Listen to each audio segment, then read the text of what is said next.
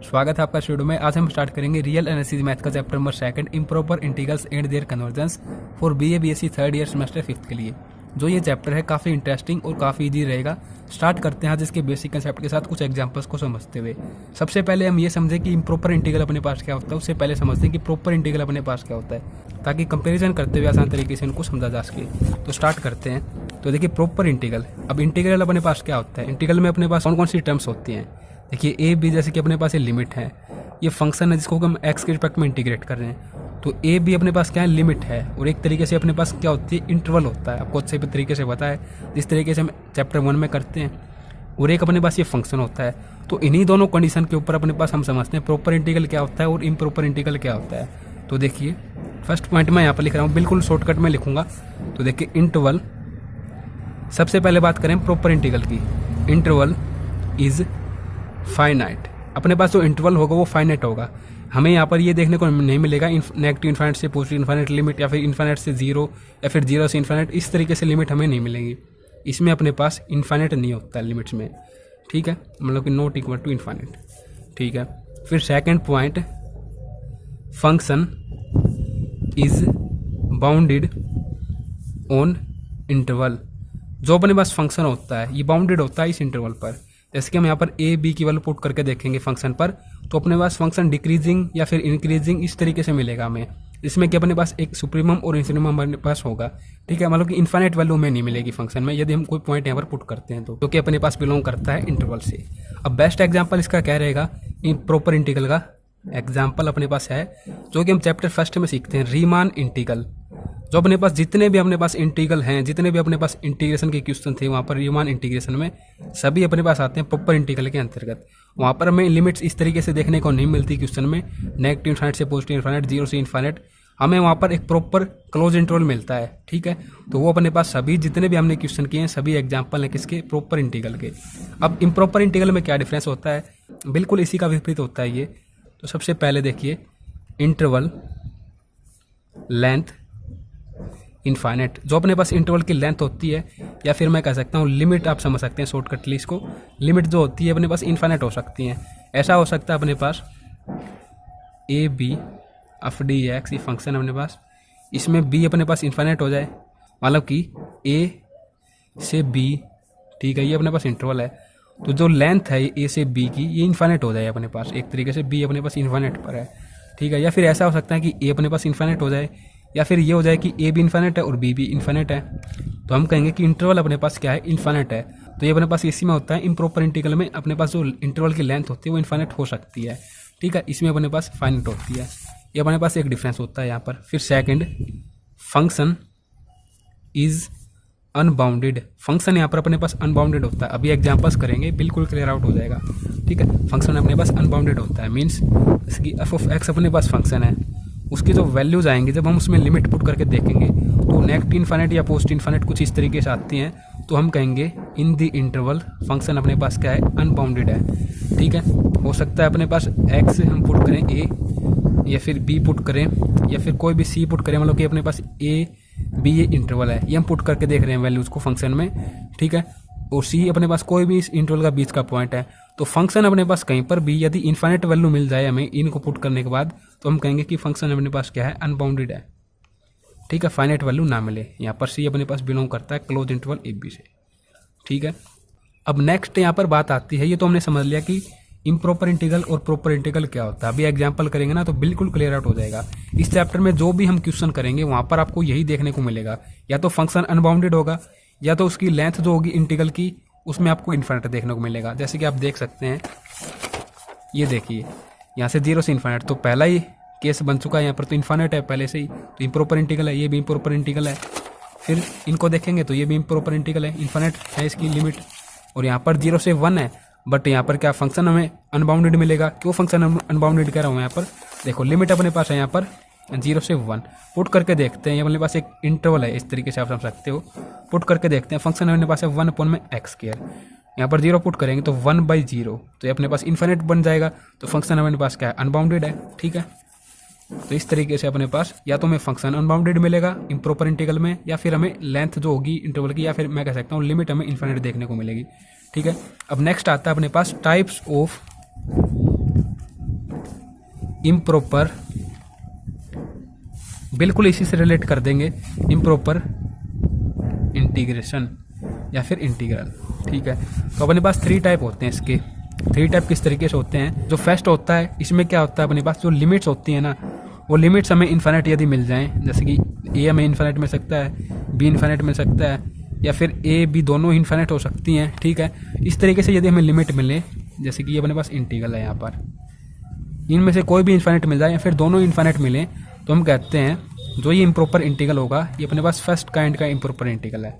First kind improper integral, क्योंकि हमने सबसे पहले फोकस करना है, जो भी अपने पास इंटीग्रल की फॉर्म रहेगी, सबसे पहले हमें फोकस करना है उसकी लिमिट्स पर।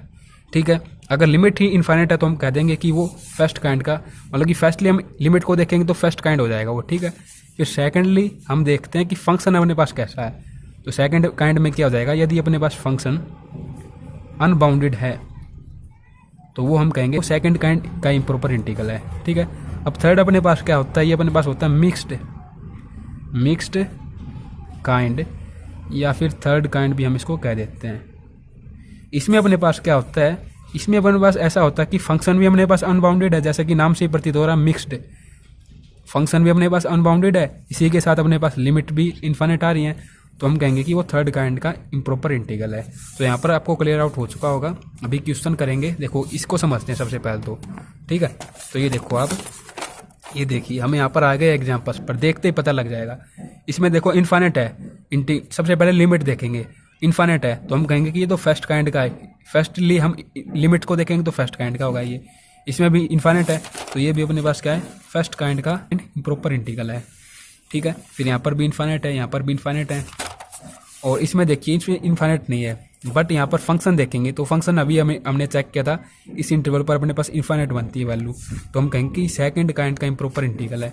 ठीक है, तो आपको समझ में आया होगा किस तरीके से अपने पास काइंड होते हैं। अब नेक्स्ट वन, कन्वर्जेंस। देखिए जिस तरीके से हमने सीक्वेंस एंड सीरीज का 3rd चैप्टर किया था 4th सेमेस्टर में, इन्फाइनाइट सीरीज, ये चैप्टर बिल्कुल उसी के पैटर्न पर आधारित है।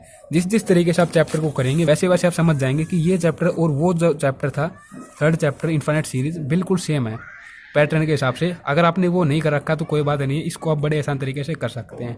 ठीक है, तो स्टार्ट करते हैं। देखिए अब बात आती है कन्वर्जेंस ऑफ इम्प्रॉपर। ये आपको अच्छे तरीके से पता है कि हम किसी भी इम्प्रॉपर इंटीग्रल को कन्वर्जेंट या फिर डाइवर्जेंट कब कहेंगे। देखिए यदि अपने पास इंटीग्रल कुछ इस तरीके से है, इम्प्रॉपर इंटीग्रल है ये अपने पास। ठीक है, यदि इसको हम इंटीग्रेट कर देते हैं तो यदि हमें इन्फाइनाइट वैल्यू मिलेगी, इन्फाइनाइट यदि कोई क्वांटिटी मिलती है, हम जब इसको इंटीग्रेट करते हैं तो हम कहेंगे कि ये अपने पास डाइवर्जेंट है। और यदि कोई फाइनाइट हमें क्वांटिटी मिलती है, फाइनाइट वैल्यू मिलेगी, जैसे कि π/4 2 3 कुछ इस तरीके से कुछ भी मिल जाए, तो हम कहेंगे कि ये अपने पास कन्वर्जेंट है। ठीक है, क्योंकि कोई भी एक फाइनाइट वैल्यू को ये क्या कर रहा है, कन्वर्ज कर रहा है। तो इस तरीके से आप समझ पाए होंगे कि यदि हमें इम्प्रॉपर इंटीग्रल को सोल्व आउट करते हुए इन्फाइनाइट वैल्यू मिलती है तो हम कहेंगे वो डाइवर्जेंट है, फाइनाइट मिलती है तो कन्वर्जेंट है। एक बार इसको भी देखते हैं। यहाँ पर ये देखिए जैसे कि हमने इसको सोल्व आउट किया, यहाँ पर केवल आप आंसर पर फोकस कीजिए। π/2 अपने पास आंसर आया, तो ये क्या है, एक फाइनाइट नंबर है, तो हम कहेंगे कि ये जो इम्प्रॉपर इंटीग्रल है ये अपने पास क्या है, कन्वर्जेंट है। कोई भी क्वेश्चन देखते हैं यहाँ पर, जैसे कि इसको देखते हैं, यहाँ पर इसको सोल्व आउट किया तो अपने पास वैल्यू आई पाई, तो हम कहेंगे कि जो प्रॉपर इंटीग्रल है ये कन्वर्जेंट है। ठीक है, तो इस तरीके से सभी क्वेश्चन बहुत ही आसान है। स्टार्ट करते हैं क्वेश्चन को समझना, बेसिक अपना यहाँ पर समाप्त होता है। Example number first. अब स्टेप जो यूज होंगे एग्जाम्पल्स में करने के लिए वो हम ऐसे ही समझ जाएंगे सोल्व आउट करते हुए। तो देखिए फर्स्ट एग्जाम्पल अपने पास ये कहता है examine the convergence of the following improper integral. ठीक है, स्टार्ट करते हैं। पार्ट 1 इसका, ये लिमिट है 0 से इन्फाइनाइट dx अपॉन में 1 + x²। फंक्शन यहाँ पर है इस तरीके से। ठीक है, तो यहाँ पर देखते ही पता लग रहा है कि अपने पास लिमिट, फर्स्टली हम लिमिट को ही देखेंगे, इन्फाइनाइट है तो फर्स्टली हम लिमिट को देखते हैं और ये इन्फाइनाइट है, हम लिख देंगे यहाँ पर the given integral is an improper integral of first kind. ठीक है, अब देखिए इसको सोल्व आउट करेंगे। किस तरीके से सोल्व आउट करेंगे, इसको हम प्रॉपर इंटीग्रल में चेंज आउट करेंगे। प्रॉपर इंटीग्रल में किस तरीके से बनाएंगे सोल्व आउट करने के लिए, सिंपल देखिए इन्फाइनाइट है, यहाँ पर हम कोई भी एक फाइनाइट फॉर्म लेंगे इसकी जगह, मतलब कि कुछ भी ऐड कर लेंगे, जैसे कि हम ऐड कर लेंगे इसकी जगह पर t, और यहाँ पर बता देंगे लिमिट, टी की अपने पास लिमिट रहेगी इन्फिनिट को टेंड करता है, ठीक है। तो अभी ये थोड़ा प्रॉपर फॉर्म में आ चुका है, तो इस तरीके से हमने लिखा है यहाँ पर। अब इंटीग्रेट करेंगे इसको तो ये हो जाएगा यहाँ पर, देखो आपको अच्छे तरीके से पता है एक फॉर्मूला होता है अपने पास, इंटीग्रल 1 में एक्स स्क्वायर प्लस ए स्क्वायर, ठीक है, डी एक्स के रिस्पेक्ट में। तो ये अपने पास क्या कहते हैं 1/a tan इनवर्स x/a, कुछ इस तरीके से।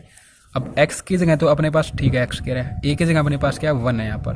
तो सिंपल लैंग्वेज में ये हो जाएगा यहाँ पर अपने पास 1/a, मतलब कि 1 ही रहेगा, tan इनवर्स x, कुछ इस तरीके से हो जाएगा। ये अपने पास यहाँ पर क्या है 1 है, upper limit t lower limit 0, और यहाँ पर लिखेंगे limited t extend to infinite है अपने पास, ठीक है।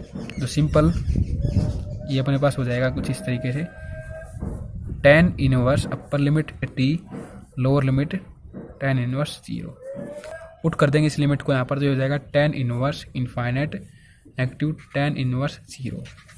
तो सिंपल देखिए tan अपने पास इन्फाइनाइट पर क्या होता है, tan अपने पास इन्फाइनाइट पर होता है π/2, ठीक है, और tan 0 पर अपने पास क्या होता है 0 ही होता है, ठीक है। तो ये तो 0 ही हो जाएगा यहाँ पर। तो सिंपल यहाँ से क्या रह जाएगा अपने पास π/2 फॉर्म रह जाएगी, इसके साथ कैंसिल आउट होते हुए, ठीक है। ये अपने पास क्या एक फाइनेट नंबर है अपने पास ये, तो हम कहेंगे hence G given improper integral is convergent, अपने पास एक कन्वर्जेंट है। अब कुछ एग्जांपल्स को बुक से समझते हैं, ठीक है, वैसे टाइम वेस्ट होगा यहाँ पर, ओपी में करेंगे तो बुक से काफ़ी इजीली और कम टाइम में समझ पाएंगे। नेक्स्ट है यहाँ पर इस तरीके से है 1 से इन्फाइनाइट 1/x करके अपने पास फंक्शन है। तो 1 से इन्फाइनाइट है तो यहाँ पर एक पॉजिटिव टर्म ले लेंगे t इन्फाइनाइट की जगह, और बता देंगे लिमिट अपने पास इस तरीके से रहेंगे t एक्सटेंड टू इन्फाइनाइट। तो यहाँ पर 1/x है, इंटीग्रेट करेंगे इसको तो log x हो जाएगा, अपर लिमिट t लोअर लिमिट 1, ठीक है। तो ये हो जाएगा log t negative log 1, log 1 पर आपको बताया 0 होता है, और t की वैल्यू यहाँ पर इन्फाइनाइट पुट करेंगे तो log इन्फाइनाइट पर क्या होता है इन्फाइनाइट ही होता है। तो अपने पास हम कहेंगे इन्फाइनाइट वैल्यू आई है, तो इम्प्रॉपर इंटीग्रल अपने पास क्या है डाइवर्जेंट है। फर्स्टली हम बताएंगे कि ये लिमिट इन्फाइनाइट होने की वजह से फर्स्ट काइंड का इम्प्रॉपर इंटीग्रल है। अब देखिए एग्जाम्पल नंबर 2, ये भी बिल्कुल इसी तरीके से है, examine the convergence of the following improper integrals. तो देखिए फर्स्ट पार्ट देखिए यहाँ पर इन्फाइनाइट है, तो सिंपल लैंग्वेज में लिख देंगे कि ये अपने पास फर्स्ट काइंड का इम्प्रॉपर इंटीग्रल है। फिर इसको सोल्व आउट करेंगे, सोल्व आउट करते हुए यहाँ पर देखो नेगेटिव इन्फाइनाइट है, तो पर एक पॉजिटिव टर्म ले लेंगे t, और बता देंगे लिमिट अपने पास कुछ इस तरीके से लगेगी t के लिए, ये टेंड करेगा नेगेटिव इन्फाइनाइट को। अब यहाँ पर क्या किया गया है देखिए, जो अपने पास अभी हमने फॉर्मूला समझा था यहाँ पर कि इंटीग्रल ऑफ 1 में a square plus x square, x respect में यदि इंटीग्रेट करते हैं तो 1/a tan इनवर्स x/a, कुछ इस तरीके से फॉर्म बन जाती है। तो हम इसको इंटीग्रल को इस फॉर्म में लेके आना चाहते हैं, इस फॉर्म में लेके आ रहे हैं ताकि डायरेक्ट हम ये फॉर्मूला अप्लाई कर सकें यहाँ पर। तो सिंपल लैंग्वेज में क्यू स्क्वायर यहाँ से हम बाहर ले लेंगे ताकि एक्स स्क्वायर यहाँ पर रह जाए, ठीक है। ये एक्स स्क्वायर प्लस ए स्क्वायर का काम करेगा यहाँ पर, एक्स के साथ अपने पास कोई भी यहाँ पर कोएफिशिएंट नहीं होना चाहिए, केवल 1 के अलावा। तो ये क्या हो जाएगा, क्यू स्क्वायर हमने बाहर ले लिया, x square plus P square upon में क्या हुआ, तो इसका दोनों का स्क्वायर है, तो इस तरीके से कर देंगे। अब सिंपल लैंग्वेज में 1/क्यू स्क्वायर को तो ले लेंगे बाहर, पी अपन में क्या हुआ हमारे पास एज ए है यहाँ पर, तो ये हो जाएगा अकॉर्डिंग टू फॉर्मूला 1/a। तो पी अपन में क्या करेंगे 1 के अपन में, तो क्या ऊपर चला जाएगा पी अपन में आ जाएगा, तो क्या अपन में पी tan इनवर्स, यहाँ पर भी बिल्कुल वही बात है, एक्स अपन में ए होगा तो क्या ऊपर चला जाएगा पी अपन में आ जाएगा। अपर limit 0 lower limit t, upper limit negative lower limit यहाँ पर करते हैं तो अपने पास जो ये फॉर्म बनेगी अंदर यहाँ पर ये हो जाएगा। देखो यहाँ पर अपर लिमिट 0 होगी तो कैंसिल आउट, 0 पर 0 हो जाएगा। यहाँ पर पुट करेंगे t नेगेटिव इन्फाइनाइट है तो एक तो नेगेटिव ये, और एक यहाँ पर t यहाँ पर जब पुट करेंगे नेगेटिव इन्फाइनाइट तो नेगेटिव π/2 होगा tan के रिस्पेक्ट में, ठीक है। और ये हो जाएगा क्या वो अपन में पी स्क्वायर, देखो कुछ इस तरीके से हो जाएगा, ये 1 अपन में क्या स्क्वायर बाहर है, 1 अपन में क्या स्क्वायर बाहर है, और यहाँ पर अपने पास क्या और ये p इंटू में p हो जाएगा और इसमें आ जाएगा π/2 यहाँ पर। मतलब कि देखो ये p नहीं होगा शामिल क्योंकि ये अपने पास इन्फाइनाइट के साथ मल्टीप्लाई होते हैं, नेगेटिव इन्फाइनाइट ही रहेगा। फिर ये नेगेटिव π/2 आएगा तो ये पॉजिटिव π/2 होते हुए ये हो जाएगा क्या वो अपन में p, जो कि ये यहाँ पर है, और बाहर अपने पास 1 अपन में क्या स्क्वायर है, तो इसके साथ ये क्या कैंसिल आउट हो जाएगा। तो सिंपल लैंग्वेज में ये हो जाएगा π/2p क्यू, तो ये अपने पास आ जाएगा आंसर इसका। अब ये एक फाइनाइट फॉर्म है तो कह देंगे कि इम्प्रॉपर इंटीग्रल अपने पास कैसा है, कन्वर्जेंट है। फिर नेक्स्ट अपने पास कुछ इस तरीके से है, इसमें भी अपने पास क्या है नेगेटिव इन्फाइनाइट है यहाँ पर, तो हम कहेंगे कि ये फर्स्ट काइंड का इम्प्रॉपर इंटीग्रल है। लिमिट्स को यहाँ पर एज ए फाइनाइट लेके चलेंगे तो यहाँ पर ले लेंगे टी और लिख देंगे टी अपने पास स्टैंड करता है नेगेटिव इन्फाइनाइट को यहाँ पर। और देखो ये क्या कर दिएगा यहाँ पर इंटीग्रल जब हम करते हैं यहाँ पर इस टर्म का, जैसे कि यहाँ पर इंटीग्रल है इस टर्म का, ये देखिए हमने इसको ले लिया limit t extend to negative infinite और यहाँ पर हो जाएगा टी 0 एक्स अपॉन में 1 प्लस एक्स स्क्वायर। अब आपको अच्छे तरीके से पता है इंटीग्रेशन के केस में क्या होता है, जो अपने पास यहाँ पर अपॉन में है यदि इसी का ऊपर डिफ्रेंसिएशन हो तो लॉग की फॉर्म में हम लिख देते हैं सिंपल लैंग्वेज में, ठीक है। तो हमने 2 से ही मल्टीप्लाई कर दिया, 2 से ही डिवाइड कर दिया। जो 2 से हमने डिवाइड किया वो मैंने बाहर ले लिया यहाँ पर। तो ये क्या हो जाएगा इंटीग्रेट होते हुए limit t extend to negative infinite log 1 plus x square upper limit 0 lower limit t और 1/2 अपने पास बाहर है, ठीक है। तो इस तरीके से यहाँ पर कर रखा है। अब upper limit negative lower limit कर रखी है तो यहाँ पर 0 करेंगे एक्स से तो log 1 रहेगा। log 1 पर आपको पता है 0 होता है, टी पुट करेंगे यहाँ पर लिमिट लगाएंगे तो नेगेटिव इन्फाइनाइट यहाँ पर हो जाएगा। log मतलब कि एक तरीके से इन्फाइनाइट यहाँ पर हो जाएगा। अब जब log इन्फाइनाइट होगा और एक लोअर लिमिट का जो नेगेटिव होता है यहाँ पर तो ये हो जाएगा 1/2 इंटू में नेगेटिव log इन्फाइनाइट। तो सिंपल तरीके से log इन्फाइनाइट ही होता है और साथ में नेगेटिव है तो इन्फाइनाइट के आप किसी से मल्टीप्लाई करते हैं तो इन्फाइनाइट ही आता है। तो एक तरीके से नेगेटिव इन्फाइनाइट अपने पास फॉर्म आ जाएगी। तो हम कहेंगे कि जो इम्प्रॉपर इंटीग्रल है वो अपने पास कैसा है, डाइवर्जेंट है यहाँ पर। Next example number 3, examine the convergence of following integrals. तो इसकी बात करते हैं। तो लिमिट देखिए इसमें दोनों इन्फाइनाइट है तो एक तरीके से फर्स्ट काइंड का अपने पास ये क्या है, इम्प्रॉपर इंटीग्रल है। अब कन्वर्जेंस हमें चेक करनी है क्या ये कन्वर्जेंस है या फिर डाइवर्जेंट है, ठीक है। तो सिंपल लैंग्वेज में हमने इसको यहाँ पर लिखा। अब देखो लिमिट को ब्रेक करेंगे हम, इस तरीके से ब्रेक करेंगे, फाइनाइट फॉर्म में लेके आना होता है हमें। तो इस तरीके से लिखेंगे यहाँ पर, इस तरीके से अपने पास एक क्वेश्चन की फॉर्म है, ठीक है। फाइनाइट फॉर्म में लेके आएंगे तो पहले तो इसको ब्रेक कर देते हैं हम, नेगेटिव इन्फाइनाइट से 0 और फिर 0 से पॉजिटिव इन्फाइनाइट। अब ये 2 पार्ट में यहाँ पर हो चुकी है तो इस तरीके से लिख देंगे, ये अपने पास फंक्शन है यहाँ पर। अब इस इन्फाइनाइट की जगह हम क्या ले लेंगे, टी ले लेंगे, मतलब कि 2 इन्फाइनाइट है तो इसकी जगह ले लेंगे T1, इसकी जगह ले लेंगे T2, ठीक है। फाइनाइट फॉर्म में कोई भी लिमिट यहाँ पर T1 लेंगे तो ये टेंड करेगी नेगेटिव इन्फाइनाइट को। इंटीग्रल ये दिखा देंगे T से 0 1/1 प्लस एक्स के dx, ठीक है। फिर इस केस में क्या ले लेंगे, यहाँ पर इन्फाइनाइट है तो limit T2 tend to infinite positive, integral 0 से T हो जाएगा, यहाँ पर T2 ले लेंगे, ठीक है। यहाँ पर T1 ले रखा है तो 1/1 प्लस एक्स के dx इंटीग्रेट करेंगे, ये वही 10 वाली फॉर्म बनेगी यहाँ पर सिंपल, ठीक है। तो ये हो जाएगा कुछ इस तरीके से अपने पास 10 inverse x upper limit 0 lower limit T1, फिर यहाँ पर limit T2 tends to positive infinite, यहाँ पर नेगेटिव था ये, ठीक है। ये हो जाएगा 10 inverse x upper limit T2 lower limit 0 यहाँ पर। तो सिंपल लैंग्वेज में T inverse 0 upper limit, lower limit के लिए यहाँ पर हो जाएगा T इनवर्स T1, फिर पॉजिटिव यहाँ पर लिमिट अपने पास क्या है, limit T1 tend to infinite है नेगेटिव की फॉर्म में, ठीक है, नेगेटिव इन्फाइनाइट। और यहाँ पर limit T2 negative positive infinite, ये हो जाएगा अपने पास 10 इनवर्स T2 नेगेटिव 10 इनवर्स 0। तो 0 पर तो ये 0 ही हो जाएंगे दोनों ही।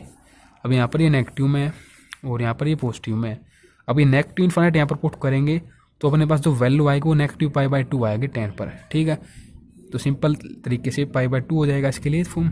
सोल्व आउट करेंगे जब, और यहाँ पर इन्फाइनाइट पुट करेंगे क्योंकि ये पॉजिटिव है तो अपने पास हो जाएगा यहाँ पर पॉजिटिव π/2। तो यहाँ पर ये अपने पास हो जाएगा 2π1 में 2 इसके साथ कैंसिल आउट तो पाई। ये अपने पास यहाँ पर क्या एक फाइनाइट फॉर्म है, फाइनाइट वैल्यू हम कह सकते हैं। तो अपने पास जो इंटीग्रल है इम्प्रॉपर इंटीग्रल, ये अपने पास क्या है यहाँ पर कन्वर्जेंट है, ठीक है। अब नेक्स्ट देखिए, लास्ट पार्ट हम समझेंगे यहाँ पर, फिर हम नेक्स्ट जो वीडियो रहेगी उसमें सेकंड काइंड को डिस्कस करेंगे, जिसके अंतर्गत हम फंक्शंस की बात करेंगे। यहाँ पर फंक्शंस के अंतर्गत यदि इंटीग्रल इम्प्रॉपर होता है तो उसको किस तरीके से सोल्व आउट करते हैं क्वेश्चंस को। तो अब नेक्स्ट देखिए यहाँ पर कुछ इस तरीके से, इसको भी 2 पार्ट में डिवाइड कर लेंगे, जैसे कि यहीं से समझ लेते हैं।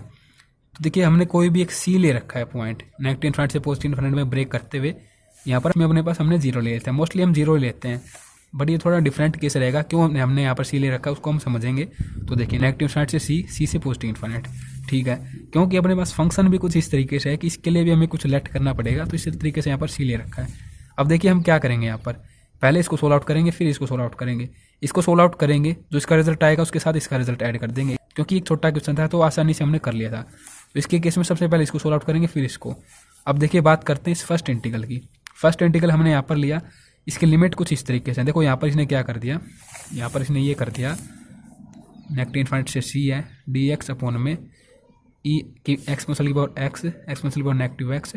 तो इसने यहाँ पर ये कर दिया, यहाँ पर 1 अपॉन में एक्सपोनेंशियल की पावर एक्स, इसने कुछ इस तरीके से लिख दिया, अपॉन में ले आया इसको, और इसको इसके साथ एलसीएम के तौर पर लेंगे यहाँ पर अपॉन में, तो यहाँ पर मल्टीपल में जाएगा और बेस से मैंने किसी पावर ऐड होंगी तो ये हो जाएगा 2x, और ये यहाँ से ऊपर चला जाएगा। अब ठीक है, आपको अच्छे तरीके से पता ही है।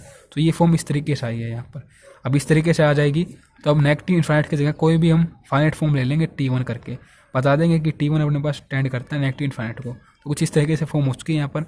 अब देखिए इसको सोल्व आउट करना थोड़ा कठिन है क्योंकि ये एक्सपोनेंशियल की फॉर्म में रहेगा अपने पास, और सेकेंडली अपने पास ये कुछ इस तरीके की फॉर्म में है, हाफ ऑफ एक्स अपॉन में जी एक्स की फॉर्म में, जैसे कि आप देख पा रहे हैं ऊपर भी एक्स की फॉर्म में अपॉन में भी है। अपने पास इन एग्जाम्पल्स में नहीं थी ऐसी फॉर्म, तो इसके लिए हम क्या कर लेते हैं, जो ऊपर अपने पास एक्सपोनेंशियल की पावर एक्स डी एक्स है इसको तो लेट कर लेते हैं हम डी जेड। ये किस तरीके से होगा, देखो एक्सपोनेंशियल की पावर एक्स को हमने लेट कर लिया यहाँ पर जेड के इक्वल। ठीक है, अब इसको डिफ्रेंशिएट करेंगे तो सेम फॉर्म रहेगी, एक्स के रिस्पेक्ट में डिफ्रेंशिएट करें तो डी एक्स आ जाएगा और ये हो जाएगा डी जेड। तो सिंपल लैंग्वेज में जो ऊपर है ये अपने पास हो जाएगा डी जेड। अब क्योंकि हम इनको चेंज कर रहे हैं यहाँ पर वेरिएबल्स को, जो ये यहाँ पर लिमिट है ये भी अपने पास चेंज हो जाएंगी। किस तरीके से चेंज होंगी ये अपने पास, देखो जब अपने पास x था ये तो अपने पास लिमिट थी T1। ठीक है, जब हमने z ले लिया यहाँ पर तो z की कंडीशन अपने पास क्या है, z अपने पास किसके इक्वल है, एक्सपोनेंशियल की पावर x के इक्वल। तो z के केस में कुछ इस तरीके से हो जाएगा एक्सपोनेंशियल की पावर T1। ठीक है, ये अपने पास लिमिट हो जाएगी। सेकेंडली x अपने पास x के अपने पास दो लिमिट हैं यहाँ पर, एक तो ये है, देखो कुछ इस तरीके से होता है जैसे कि 12th में हम देखते भी हैं, ये अपने पास x equal to T1 x equal to C, इस तरीके से होती है ना लिमिट, आपको अच्छे तरीके से पता है। x की लिमिट हम बोलते हैं इनको, x के रिस्पेक्ट में यहाँ पर क्या है इंटीग्रल है। तो x अपने पास क्या था, सबसे पहले T1 था लिमिट के अपॉन में, तो अपने पास z के रिस्पेक्ट में देखेंगे तो एक्सपोनेंशियल पावर T1 हो जाएगा। अब x अपने पास यहाँ पर सेकंडली क्या था, c था। अब z के रिस्पेक्ट में देखते हैं इसको तो ये हो जाएगा z इक्वल टू, क्योंकि z इक्वल टू हमारे पास किसके एक्सपोनेंशियल पावर x, तो ये जाएगा एक्सपोनेंशियल की पावर c, कुछ इस तरीके से। ठीक है, तो अपने पास जो फॉर्म बनेगी यहाँ पर ये हो जाएगी नेगेटिव इन्फाइनाइट से c डी एक्स अपॉन में exponential power x plus exponential power negative x, ये कन्वर्ट हो जाएगी किसमें यहाँ पर, limit T1 tend to negative infinite, यहाँ पर एक्सपोनेंशियल की पावर T1 अपॉन में देखो ये रहा, और ऊपर यहाँ पर हो जाएगा एक्सपोनेंशियल की पावर c। और क्योंकि इसको हम सोल्व कर रहे हैं, इसको हमने इस फॉर्म में लिख लिया था, तो यहाँ पर एक्सपोनेंशियल की पावर जो dx है यहाँ पर तो अपने पास हो जाएगा dz। ठीक है, अपॉन में एक्सपोनेंशियल की पावर 2x है, मतलब कि एक्सपोनेंशियल की पावर x की जगह हमने क्या लेट किया था यहाँ पर, z को लेट किया था, तो ये हो जाएगा एक्सपोनेंशियल की पावर x की जगह हमने क्या लेट किया था, z को, तो ये हो जाएगा सिंपली z स्क्वायर यहाँ पर। ठीक है, और प्लस में 1। तो अब ये वही फॉर्म बन चुकी है जिसमें कि हम tan का फॉर्मूला यहाँ पर अप्लाई कर सकते हैं।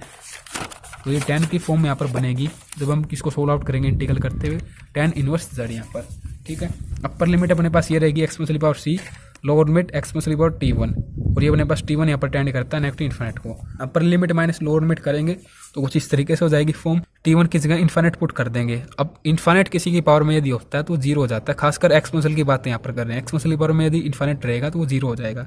तो इस तरीके से tan इनवर्स 0, ये तो 0 ही हो जाएगा। तो अपने पास यही फॉर्म रहती है कि tan इनवर्स एक्सपोनेंशियल की पावर c, जो कि अपने पास यहाँ पर एक फाइनाइट फॉर्म है। इसको चेक करते हैं तो सिंपल लैंग्वेज में जैसा कि हम यहाँ पर डिस्कस कर चुके हैं कि c, जैसे कि इसमें हमने क्या लिया था, c लिया था, बट हम c की जगह क्या लेते हैं, 0 लेते हैं। ठीक है, कन्वीनियंट हमारे पास नंबर क्या रहता है, 0 रहता है, नेगेटिव इन्फाइनाइट से 0, फिर 0 से इन्फाइनाइट। तो हमने यहाँ पर 0 नहीं लिया था डायरेक्ट, हमने यहाँ पर c ले लिया था। ठीक है, कन्वीनियंट नंबर जो 0 होता है उसको हमने c से लेट कर लिया था। अब यहाँ पर 0 पुट कर देंगे c की जगह, इसको सोल्व आउट करते हैं। शुरुआत में यदि 0 पुट करते तो भी कोई ज़्यादा प्रॉब्लम नहीं होती। ठीक है, तो c की जगह 0 पुट किया हमने यहाँ पर, तो सिंपल अपने पास ये हो जाएगा tan इनवर्स 1। अब 1 कब होता है, तो सिंपल लैंग्वेज में tan इनवर्स ये 1 अपने पास होता है tan π/4 पे, इसके साथ ही कैंसिल आउट, तो सिंपल π/4 अपने पास आ जाएगा इसका आंसर, क्योंकि अपने पास एक फाइनाइट फॉर्म है। तो फर्स्ट पार्ट तो यहाँ पर सोल्व हो गया। अब सेकंड पार्ट भी बिल्कुल इसी तरीके से, जिस केस में यहाँ पर हमने T1 ले रखा था, T1 लिया था हमने यहाँ पर, ये इस तरीके से। अब यहाँ पर हम ले लेंगे T2 सिंपल तरीके से, वो बिल्कुल इसी तरीके से, बिल्कुल सेम स्टेप यहाँ पर रहेंगे। इसको जब हम सोल्व आउट करेंगे तो अपने पास इसी तरीके से π/4 एक फाइनाइट फॉर्म आएगी। दोनों को ऐड कर देंगे तो अपने पास जो रिजल्ट आएगा इनका कंबाइन होते वो आएगा π/2 यहाँ पर। ठीक है, मतलब कि π/4 प्लस π/4, तो ये हो जाएगा 2π/4, इसके साथ कैंसिल आउट, तो π/2। ये अपने पास एक फाइनाइट फॉर्म है। तो हम कह देंगे कि जो इम्प्रॉपर इंटीग्रल है ये अपने पास कन्वर्जेंट है, और कन्वर्ज किस वैल्यू पर करता है, π/2 पर करता है। ठीक है, वीडियो को देखने के लिए आप सभी दोस्तों का बहुत बहुत धन्यवाद। नेक्स्ट वीडियो में मिलते हैं इस चैप्टर की। बहुत बहुत धन्यवाद।